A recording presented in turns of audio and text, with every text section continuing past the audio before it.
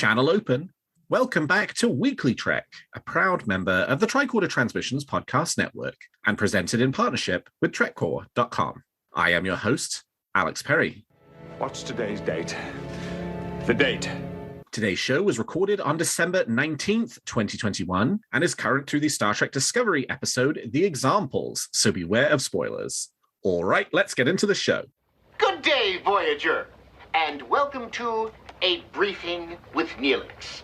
It's a catchy title, isn't it? WeeklyTrek is a regular news show covering the biggest stories from the Star Trek franchise. We are in a new golden age of Star Trek. There are multiple television shows in production, possibly more on the way, and enough merchandise to fill the Bajoran wormhole. So stick with me and I'll help you sort the real facts from a lot of the Dominion propaganda that you'll find online. And wow, what another year in Star Trek it has been. This is our year in review episode for 2021, in which we'll be looking back over the biggest moments in Star Trek over the last 12 months. I hope everyone is having a fabulous holiday season and continuing to stay safe after another challenging year. But I can't look back on the year that was alone. And my guest this week is returning guest Bill Mann. Bill, happy holidays and welcome back to WeeklyTrek. Happy holidays to you and to everyone out there listening. And thanks so much for asking me to come back, Alex. This is always a blast and look forward to talking Star Trek today. Absolutely. All right. Well, we're going to skip what we're feeling good about Star Trek this week and talk about what we're feeling good about in Star Trek this year by diving straight into the year's top stories. There's a war going on and I'm a reporter. Okay, so to recap the year, we are each going to reveal 3 of our biggest moments in Star Trek for 2021, which could touch on anything from the shows, live events, merchandise, basically whatever we kind of wanted to talk about as we think back on Star Trek over the last year. What are the kind of big moments that come to mind? So Bill, hit me with your first one. What's one of your big moments from Star Trek this year? First one that kind of came to mind for me will probably come to be at the chagrin of some folks out there, but it's the Alex Kurtzman 5-year extension that I think was announced back in the summertime, kind of right before everything started rolling with the consecutive weeks and everything really getting going with the new seasons. It was a big deal for me because there's always talk of these studios dealing with political machinations and people coming and going, and it was reassuring to me to see a sign of stability to come, now that we're finally getting into, a lot of these shows getting going, Discovery's well into its run, but we have a drip and drab of new shows all the time now with Lower Decks last year and Prodigy and Strange New Worlds to come. It was reassuring to see that we're on a good road and that we're going to keep on going and we're not looking at a false start and a reset or a canceling of things with all of those naysayers and rumors out there flying around all over the place on YouTube and other places, Reddit. This felt like a mic drop moment to some extent to kind of silence a lot of that and give some people who don't know and might not know what to believe some reassurance that everything's okay, we're on a good path, and we have stability for at least the next 5 years. Yeah, I mean, hey, love him or hate him. I guess there are lots of people who fall into both camps, right? Alex Kurtzman is here to stay as it relates to the Star Trek franchise. And I think that's a good thing. I mean, do we necessarily unreservedly love absolutely anything about the modern generation of Star Trek? I think the answer to that's probably no. But when has there ever been an era of Star Trek that we've unreservedly loved absolutely everything about it, right? I mean, and I think I am really liking his overall philosophy for the franchise, which this year I think we have started to see come into much starker relief, right? This idea of empowering showrunners to go out and create, in some cases, quite dramatically different television shows means that you are not watching the Alex Kurtzman show 5 times over, right? Like, to the extent that you could make any claim that Discovery is the brainchild and baby of Alex Kurtzman, and that's definitely the Star Trek show in which it seems like he has the biggest kind of creative hand day to day in terms of, the way the story's going. He still writes episodes, he directs every now and again. But from the franchise perspective, I mean, you look at some of these other shows, right? Lower Decks, Prodigy, Strange New Worlds coming up, even Picard. I mean, and that's 4 out of 5 of the shows you can point to and say, I don't know that Alex Kurtzman actually has all that much of of sort of a creative decision-making role in the day-to-day of this show. Certainly not in the animated shows, where it just seems like that is the Mike McMahon show for Lower Decks and the Kevin and Dan Hageman show for Star Trek Prodigy. And I think that's really great, right? Like, yes, my diagnosis of part of the reason why Star Trek ran into trouble beginning in the early 2000s, leading to cancellation of Enterprise in 2005, is that the creative energies of the franchise had coalesced into too few individuals who were responsible for generating all these new ideas. And by the time they realized that mistake and brought in new, fresh creative blood like Manny Koto to basically run the show for Star Trek Enterprise Season 4, it was already too late. And I think Kurtzman has learned a lot of those lessons. And so I'd be really interested to see what other projects we'll get over the next 5 years and which creative voices and genres and milieus we will get as part of doing that. Couldn't agree more. I'm just happy for the stability, to be honest. I mean, I totally understand there are folks out there who could take or leave a show here, a show there, maybe even all the new stuff. And, you know, I feel for those people on some levels, those who are in good faith, at least. But I'm grateful that we're not looking at, you know, a period of instability and uncertainty. And kind of, because I remember well those early 2000s days of worrying all the time about Enterprise's status and is it going to go or is it going to stay in those last couple of seasons. And when there's any sign of some stability and some predictability with the future, especially as it's just now ramping up and we're getting to see the payoff of all of these decisions, like you were saying, it gave me some peace of mind. And so it was a big deal for me. Yeah, well, I mean, because of this 5-year extension on top of basically the 5 years we've now already gotten of new Star Trek, I mean, we're locked in for a decade, which we're more or less at the halfway point now. I mean, that's not to say that the decade will be the end, but a decade of confirmed stuff still to come. Yes. And it doesn't sound like they're running out of steam or running out of ideas. So, you know, it could end up going much longer than that, but really nice at this stage to know that we have new Star Trek to look forward to all the way out to 2026. That's no bad thing. Absolutely. Okay, well, my first pick is this zooms us all the way back to January of this year, which was when, after Star Trek Discovery Season 4 got underway filming in November, you had then Star Trek Picard and Star Trek Strange New Worlds get up and running after kind of the worst of the first wave of the pandemic was over in January up in Toronto after, you know, what was a really uncertain year in 2020. We went into 2020 thinking this is going to be the year of new Star Trek, where we'll begin with Picard in January, and with all of the shows in production, we're going to get new Trek all the way through the end of the year. And that did not end up happening. We had a big gap after Picard to then pick up with Lower Decks because of the pandemic. There was a ton of uncertainty about finishing Discovery Season 3, which we then got in the fall through the beginning of the new year. And then another big gap between January and August when Lower Decks came back. And, you know, during that time, there was all the sort of filming and production going on. But now we are poised for that year of new Star Trek, right? We're in it right now. It began in August with Lower Decks, skip to Prodigy, skip to Discovery, which is then going to be followed by Picard Season 2, which is then going to be followed by Strange New Worlds Season 1, which is almost certainly then going to be followed by Lower Decks Season 3, which is then going to be followed by Prodigy Season 1.5, which is then probably going to be followed by Picard Season 3, because they're filming Picard Seasons 2 and 3 back to back. So like we could theoretically now run in pretty much all the way through to the beginning of 2023 with new Star Trek. And if they can get some shows into production early next year, you know, like a Strange New World Season 2, which is rumored, not sure yet what's going on with Discovery Season 5. But then the train has really left the station in terms of continuous Star Trek. And it all starts back in January with that sort of hopeful moment of, okay, cameras are now back running on Picard and they're running on Strange New Worlds. It was like the same week that both shows' productions got back underway, and we are reaping the benefits of that right now. This was another of my choices. I couldn't agree with you more. You put a pin in it with finding the January date of some of these shows going into production and the production elements of it really getting rolling. But the sort of culmination of this Star Trek universe idea, right, that has been sort of teased going back a couple of years now, that part of the idea here was to have essentially a calendar year of various Star Trek content dripping and drabbing out. And you know, 10 weeks of this, maybe 13 weeks of Discovery, another 10 weeks of something else. That's sort of been teased in the goal for quite some time now. And like you were talking about, the pandemic certainly, I think, threw a wrench in maybe the timing of when that may occur.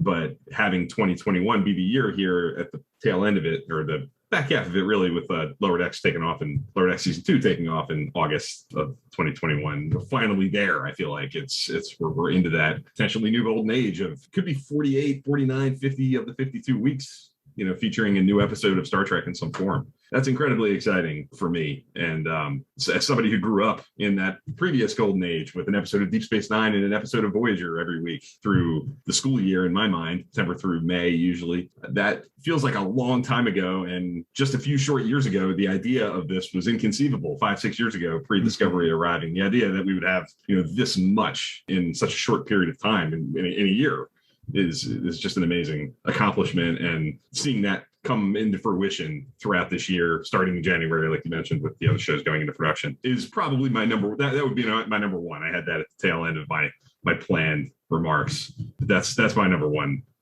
most excited news story for this year, for sure. Well, and it's so great because you're totally right. In 2018, Kurtzman signs this deal to kind of create the Star Trek universe, and that's where the sort of Star Trek universe branding starts showing up in places. But it's really this year in 2021 that it feels like that promise is paying off in a really substantial way. I mean, you could make the argument that 2020 was that year because you had Picard, Lower Decks, and Discovery, but those were all season 1, well, with the exception of Discovery, which is season 3. It was season 1 of Lower Decks and it was season 1 of Picard. And I think there was still this sort of a question on many fans' minds of like, will this work, right? Yeah.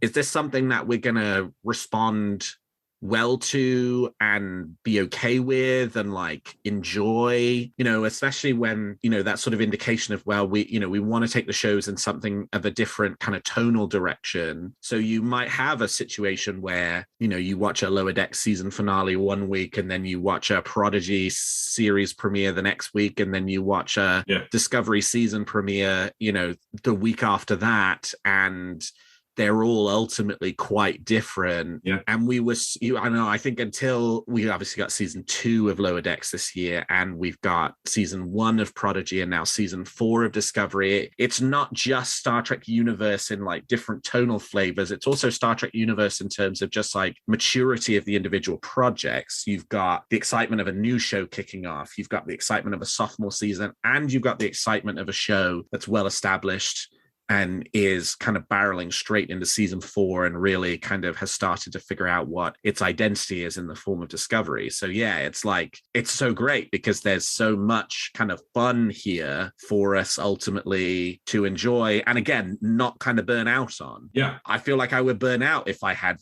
52 weeks of Discovery style Star Trek, because it's emotionally very heavy and taxing, and I just don't think I want that kind of Star Trek for 13 episodes. I don't want it for 52, but mix that in with a Lower Decks, a Prodigy, hopefully a Strange New Worlds having its own tonal difference, a Picard season 2, again, hopefully having its tonal difference, and the Star Trek universe is really well and truly underway, and 2021 is the year where, for me, that really seemed like it was happening. Yeah, I can't echo that enough. I think the strength of the various tones and flavors that these shows are presenting, I think, is another maybe answer to, you kind of alluded to, we can all play Monday morning quarterback now, how many years later, looking back at the early 2000s and sort of the beginning of the end while Enterprise was on the air, and Nemesis, and what caused it and who's responsible and what all went into that. I think this approach that this new regime and the Star Trek universe crew are kind of undertaking is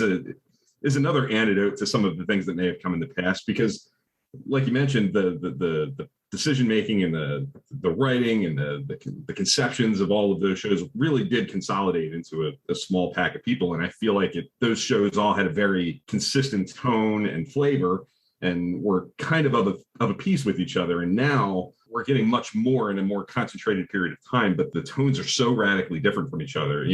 Besides the label of Star Trek on them and taking place within this universe that we love, Picard and Prodigy are such vastly different things that, other than that label of Star Trek and the shared universe, they're apples and oranges. I mean, they're just unbelievably different things that are all here. So that I feel like is an exciting development as well. I think they're making good choices to hopefully avoid some of the things that happened at the end of that last golden era that I know you and I grew up with. And then I think, like you mentioned, 2020 was definitely a tease to this ultimate destination I think we're winding up in now. But 2020 having like Picard and Lower Decks season 1 and Discovery season 3 sort of bracketing the worst days of the beginning of COVID and the pandemic and so much uncertainty with the world and where we're going and everything happening. And election year, like there was just so much like heft going on in our lives at that point that I don't feel like I could enjoy it as much as I can now. I feel like I can breathe a little bit. We're still dealing with all of these things and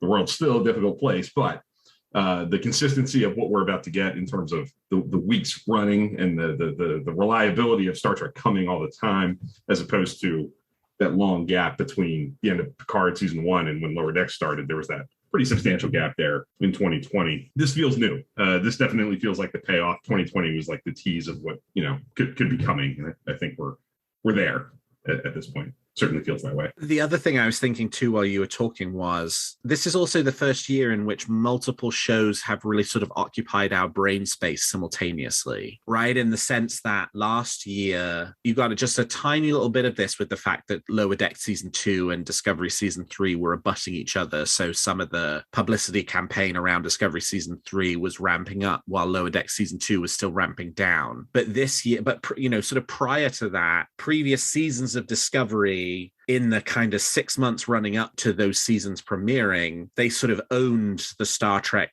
narrative, right? Yes, definitely. Same with Picard season 1, same with Lower Deck season 1. Very much so. Less so with Discovery season 3, less so with Lower Deck season 2, and less with each one in the sense that, you know, this came up in the last couple of weeks episodes around this question of like, when does the Strange New Worlds hype machine really start get going? Because it's not really going to kind of have a space where there's no Star Trek on the air for a couple of months in which it can kind of own and dominate that conversation. It's going to have to do it with Star Trek Discovery season 4 winding down, Star Trek Prodigy season 1.0 winding down, Star Trek Picard season 2 winding up and, you know, running its whole course. And so that's another really interesting thing too. And I think, you know, sort of this was not one of my picks, but it kind of comes the sort of extension of that is this idea of like the studio doing much more around these like franchise publicity days, First Contact Day, Star Trek Day, etc. Yeah. And that's also been a really kind of interesting new approach, which yes, they first started in 2020, but 2021 feels like it's really sort of,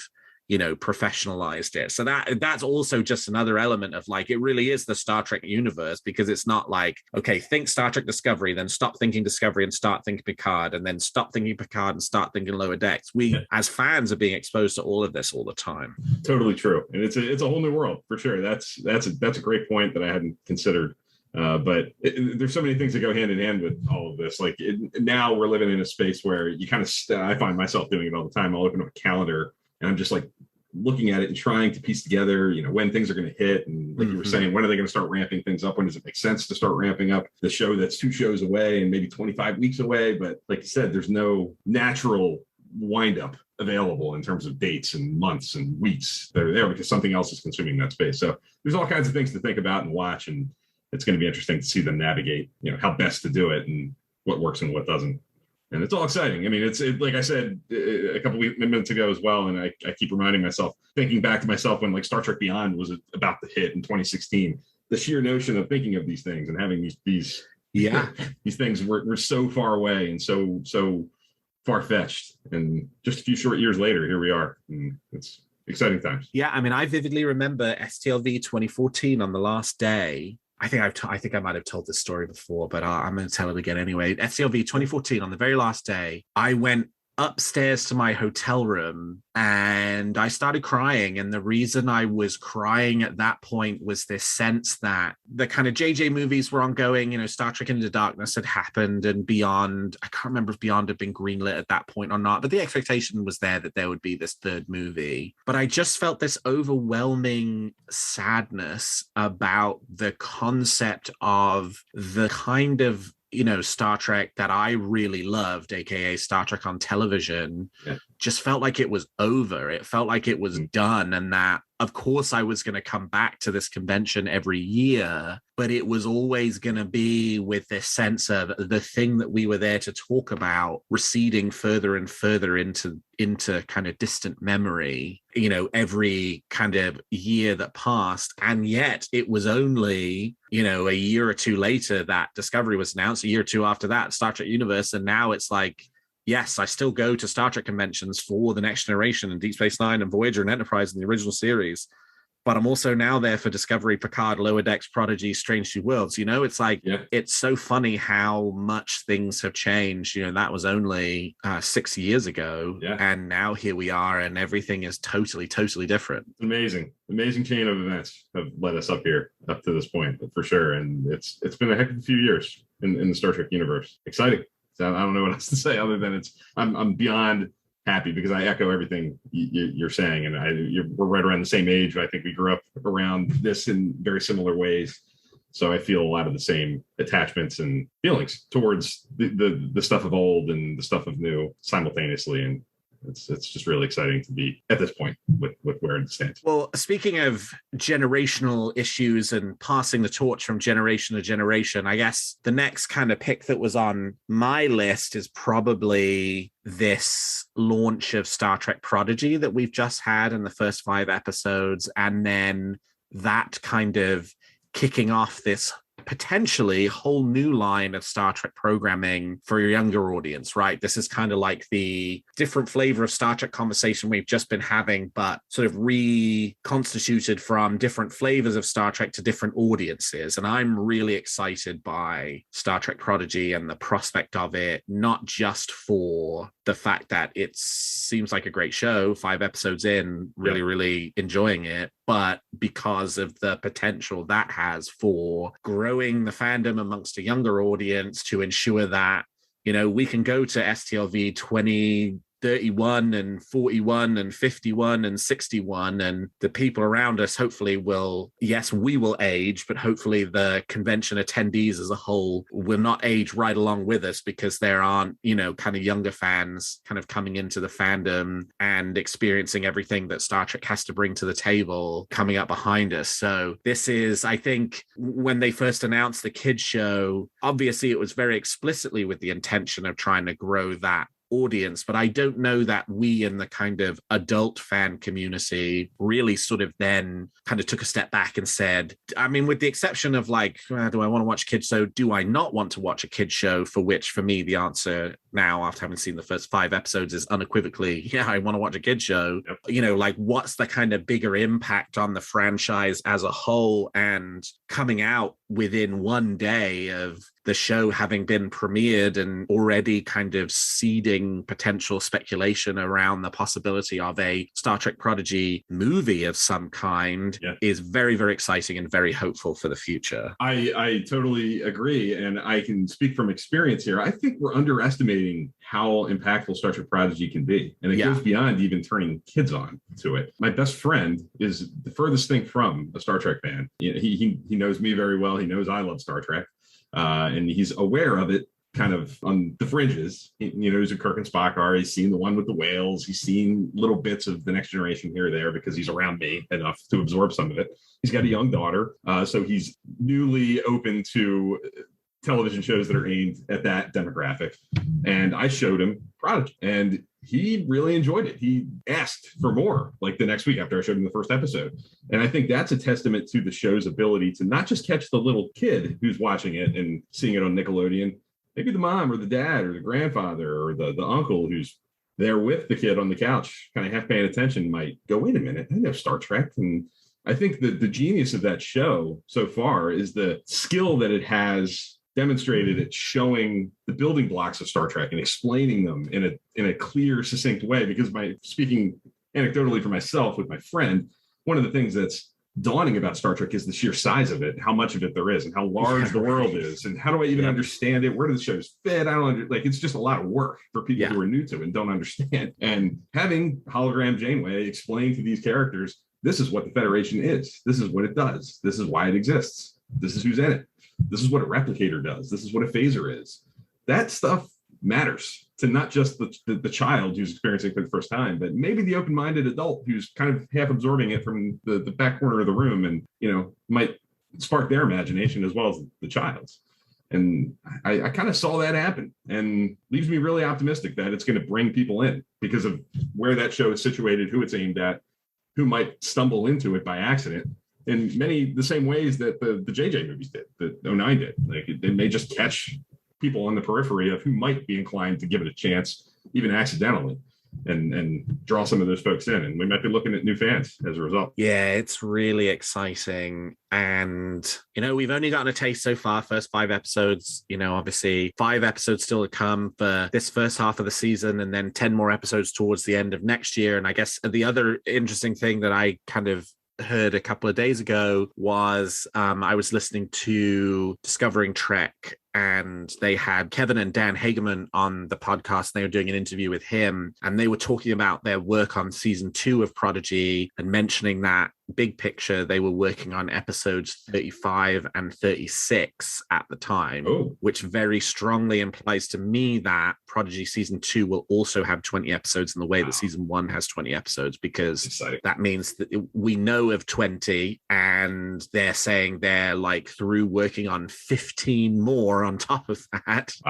Starting to close in on that season finale. So there's lots of Prodigy on the way already. I mean, if they've got 36 episodes they're already working on, then they already have more episode scripts than Picard has, which only has 30. And they're already gunning really strongly on Discoveries, which, they're only 4 seasons, 13, 14, 15 episode seasons. So they're probably only at like 50 or 60 episodes. It's not going to take too long for Prodigy to be the kind of big producer of new content for this era of Star Trek. And again, for all the reasons that you laid out, that is 100% no bad thing. Absolutely. Yeah, I totally agree. I'm excited for it. I'm amazed at the quality of the show, the beauty of the animation, the quality of characters.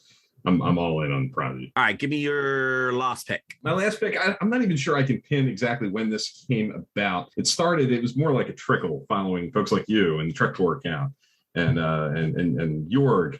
The remastering of the movies in 4K. Yes. Is a huge deal, and I think it's an underrated development. Those, as I think folks like you have demonstrated over and over again, the 2009 transfers of movies like The Search for Spock and the motion picture are trash. It's really not good. Yeah. And they desperately needed to be fixed. And it's so nice to be able to look forward to revisiting those movies again as they were meant to be seen, without waxy DNR to death faces, and really. And then on top of that, the sort of extra piece of the motion picture director's cut coming back, and that being remastered and giving that movie some extra juice. I haven't seen that director's cut in many, many years, and I'm looking forward to revisiting that as well.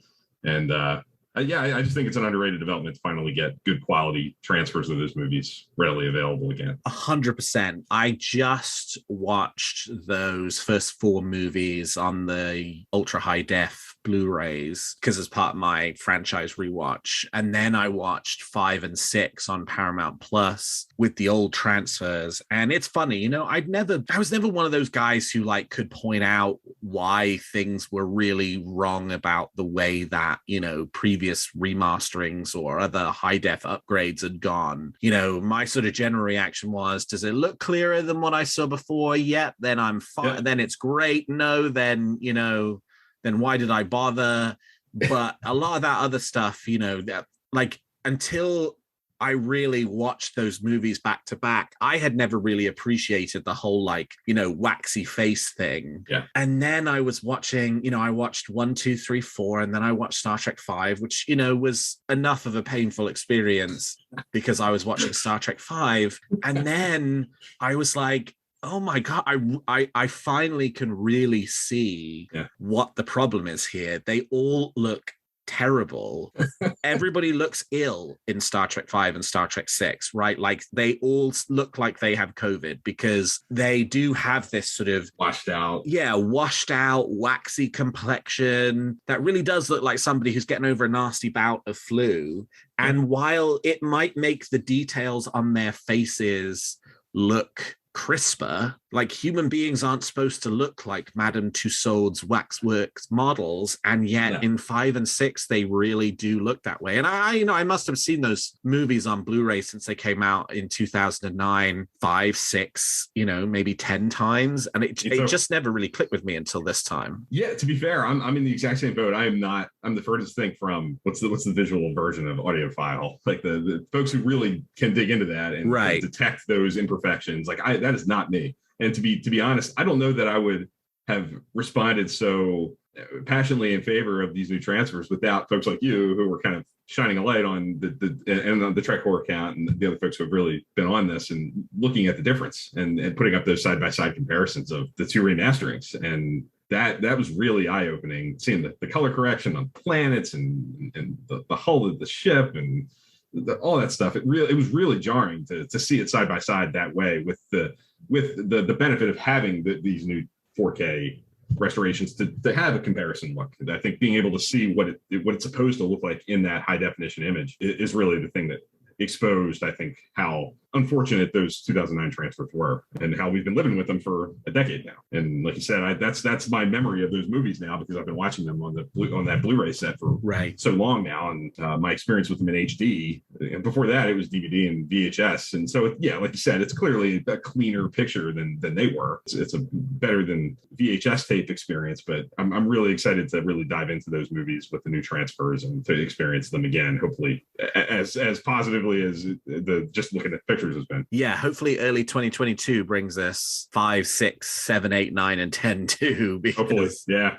Because that would be, that'd be a nice gift for next year. And as you say, Motion Picture Director's Edition, that's a really exciting project. The new glimpses that we got this past week of that movie are, really, really great. And the Director's Edition does, and I've said this a lot so far this year, it does significantly improve the movie as a whole. And if it's been many years since you've watched it, I would say ride it out, right? Like, at this point, wait for the 4K remaster, because I think it'll be really worth it to have some distance and have the theatrical version more strongly in your memory to kind of see the difference between the two different presentations of the same script and the same movie. It really is quite significant. Yeah, couldn't agree more. All right, so my last main pick for 2021 is actually, the Star Trek merchandise situation, I think, is improving quite a bit. It's improved a lot this year, and there's big things on the horizon for 2022. Obviously, it was announced this year, but won't happen until next year, that Playmates Toys has re-upped the Star Trek license after a decade away and are preparing for a bold re-entry into Star Trek action figures, ships, accessories, all the same kind of things that they did when they kind of were king of the Star Trek toy universe in the early to mid 90s. And, fingers crossed that's going to be a stellar success once it gets back underway again. But this year has been nothing to sniff at too. I mean, there's been like Exo-6 with the 1/6 figures where they've done, 5 releases that they've taken pre-orders for so far this year. Now, those are big, yes, expensive, but probably, quite time-consuming products to make, and yet they've made 5 of them, and it seems like there are a bunch more ready to come. Factory Entertainment has done some really nice high-quality prop replicas. Eaglemoss obviously have continued kind of pumping out starships, and their book publishing line continues moving at warp speed. I think there's probably been, like 6 or 7, even 8 books that have come out from Hero Collector Publishing in the Star Trek space so far this year, even with all the supply chain challenges that company specifically seems to have been facing more than others. There's just been a lot of good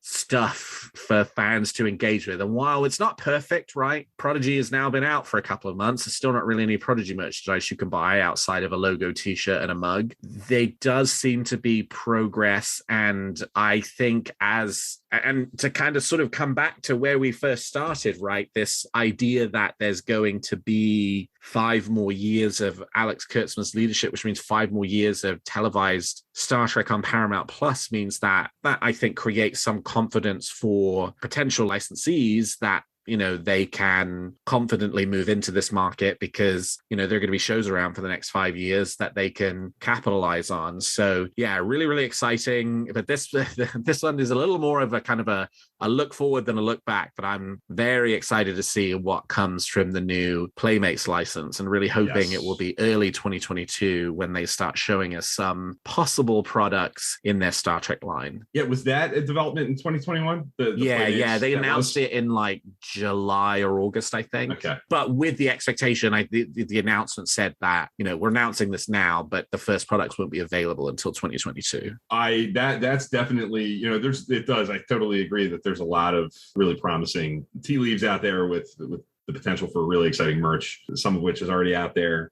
But the Playmates thing is what has me the most excited because, as I've mentioned a couple of times, I grew up in that 90s era. Those Playmates figures were well worn for a lot of those years for me, and they were highlights. I looked forward to collecting them, and I have a ton of them laying around here. And the idea that that's back and that there's the potential for a sort of return to form on that front is very exciting, especially like you said, now that there's the stability with the 5-year deal and some of these shows are sticking around and are going to have some legs. I'm really hoping that there's maybe a nice mix of some throwback stuff. I'd love to see the return of some of those 90s shows to that merchandising space, and with all the new stuff as well. It's hopefully an exciting future to come with that stuff. Yeah, it put me on a bit of a nostalgic eBay trip the back half of this year. I mean, I like action figures that are out of the packaging because I think, you want to display them and sure. And do little, dioramas with them and stuff. So I probably bought like 100 out of the packet action figures off of people who, just in the last kind of 2-3 months, as well as a bunch of the ship toys, many of which I'd had, but on a recent trip back to the UK, discovered that they had not withstood the test of time. So I got myself new versions of like the Defiant and the Voyager, which Playmates did and were really terrific versions of those toys. But yeah, it's I even when I was in the UK in September, I made it a high priority to bring back my Playmates Enterprise D bridge, which is now sitting here on display in my office as well, because it's such a fabulous toy. And I'm sure that Playmates is not going to get back to that level of production. I think, let's keep expectations managed about what's ultimately going to be possible, at least in the short term. But hey, if they start producing stuff and people start buying it, well, then that does hold the potential for a lot more of that stuff down the line. So, I think we've been moaning and complaining for years, quite rightly in many cases, about the lack of available merchandise in the Star Trek franchise. And I'm very hopeful that 2021 is a prologue for a really robust 2022 and beyond. All right. So what did we not talk about that we feel like we probably should name check as part of a year in review episode? I got a couple things that I'm excited about. I really enjoyed Star Trek Day, and I'm not I don't remember how that was received, but my memory of it was really positive. It was exciting to see people in person again at an event like that. After a couple of years of having these virtual events, the Star Trek Day stuff, the First Contact Day stuff that tended to be Zoom meets and virtual panels, getting to see people interacting. And I just remember watching at one point, seeing like Anthony Montgomery there and running over to greet, the not visitor or something. Like there was a weird mix, just seeing that kind of interaction. As somebody who, as I'm about to talk about, hasn't been on the convention circuit much over the years, that was really exciting. I loved the Jeff Russo musical interludes throughout it, and I really enjoyed that. And there was some neat little tidbits of news that came from that. The Strange New World character announcement. Yep. That was an eventful day, and I really enjoyed that. That was an exciting night of kind of enveloping myself in just Star Trek stuff for a few hours in a way that felt new and exciting. And just to piggyback off that, like I just kind of alluded to, I'm excited about the new official Star Trek convention, kind of bouncing around and going to different parts of the country. Pre-COVID, right in 2020, I was hoping and planning to start making that an annual thing, or at least trying to get back into going to a convention here or there. I hadn't done it for years, still haven't. And I'm really excited at the idea of seeing that official Star Trek convention that, might be the closest thing to like a Star Trek mecca, at least here in North America, move around. And, with the prospect, I live in the Philadelphia area, that maybe someday it'll come to this part of the country. It was really exciting to me, and I'm really looking forward to seeing how that convention goes in, what is it, April this year in Chicago? Yep, and, April 8th to 10th. Yep, and where it goes from there. And so they would be my two kind of honorable mention sorts of things that deserve some conversation, I think, at least in my mind. Yeah, let's beat this Omicron bullshit because I'm ready to get to the official Star Trek convention in April in Chicago. And yeah, that was an exciting announcement. I think that, this year we had kind of that sort of virtual first contact day. I would imagine a lot of that kind of programming is now going to be subsumed by that official convention in Chicago, which is very exciting. And yeah, Star Trek Day, excellent, fun experience. It's really nice that they can do that kind of thing. I heard that it did end up being a stripped down event from what was originally planned because of then remember the Delta variant. Sure do. But still, it was so nice the fact that it was back in person. The Zoom thing that they've done, obviously by necessity, you lack some of the chemistry that exists between folks. It's like only the most kind of charismatic of cast members, and I'm thinking particularly of the Lower Decks cast, can do their best to maximize that kind of way of communicating with fans. So yeah, it was nice to see them sort of back in person, and just sort of that sort of sense that they had kind of professionalized a lot of that sort of Star Trek universe kind of publicity stuff, which will now sort of keep rolling into 2022. And means that we can feel fairly confident. We've got First Contact Day to look forward to in the form of probably Star Trek Mission Chicago. We've got a Star Trek Day to look forward to. We know we're going to have it's not official, but it's still going to be a big Star Trek convention in Las Vegas at the end of August.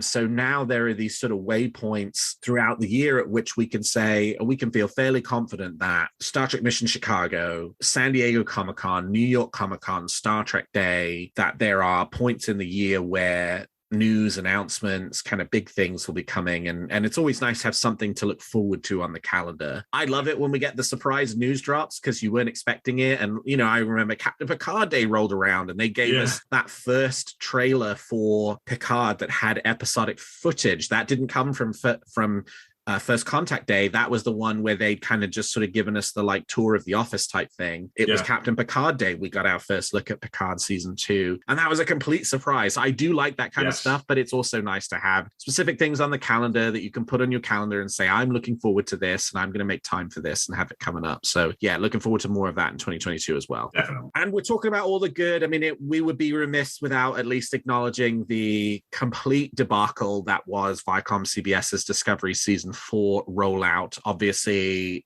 they are still working on correcting that situation in a number of countries. Star Trek Discovery season 4 is still not available in Ireland, for example, still not available in Puerto Rico, but for a number of countries, the UK, Germany, Australia, it seems like, they've kind of figured out their rhythm for how to get season 4 into the hands of fans. But I think that, there's obviously probably smaller missteps we could talk a lot about, which I don't particularly feel like we need to walk down that path. But yeah, I mean, we should definitely acknowledge that there was one big corporate boo-boo this year. And but fortunately, they worked very quickly and have, mostly fixed the issues so that fans can access the show in legal and appropriate ways. But yeah, it wouldn't be a year in review episode without another little dig at the corporation so that they remember not to do this kind of thing in the future. Yeah, hopefully that never happens again. That was definitely the low point. And even as somebody who, lives in the United States and was not going to be affected by that, I was sick to my stomach for days about that, because I've gotten, because of the beauty of the internet, the good side of the internet, I know very many people who do not live in the United States and love Star Trek. And that was such a blow to their fandom. It was just it was an insult and really, really a shame. And it made me feel self-conscious about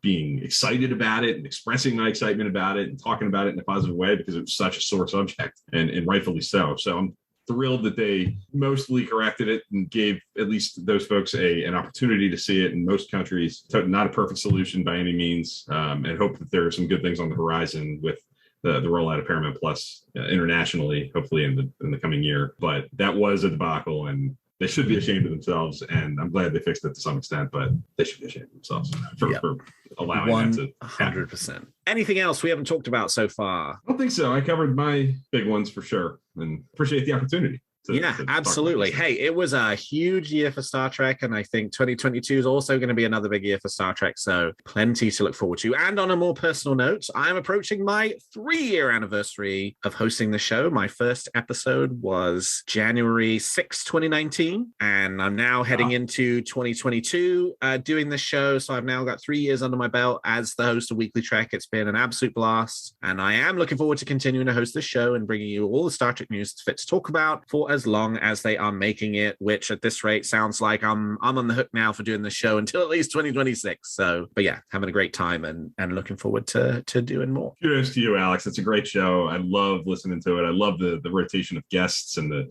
diversity of the voices that come on with you to talk about all this stuff. And it's with so much out there in terms of what's happening and rumors and what's real and what's not. It's a comforting thing to be able to every week get a well-reasoned look at what's happening and what's likely and what's not. And I can't thank you enough for sticking with it and having this be a 3-year thing and hopefully many more years to come. Well, thank you, Bill. I appreciate it. I will Venmo you the $20 we agreed on for you to read out what I wrote. You know, I'm kidding. That was very kind of you. I really appreciate it. Do you have a theory or a wish for Discovery, Picard, Lower Decks, Strange New Worlds, Prodigy, or the future of the franchise that you'd like to share? Tweet them to me at WeeklyTrek or email them to me at weeklytrek@thetricordertransmissions.com, and I might feature your theory in a future episode. Well, that's all the time we've got for this episode of Weekly Trek, and that's Weekly Trek in the books for 2021. Thank you so much to my guest, Bill Mann, for joining me today. Bill, how can people contact you if they want to continue the conversation? Folks can find me on Twitter at TrekFan4387 and on YouTube on the Trek Live Show.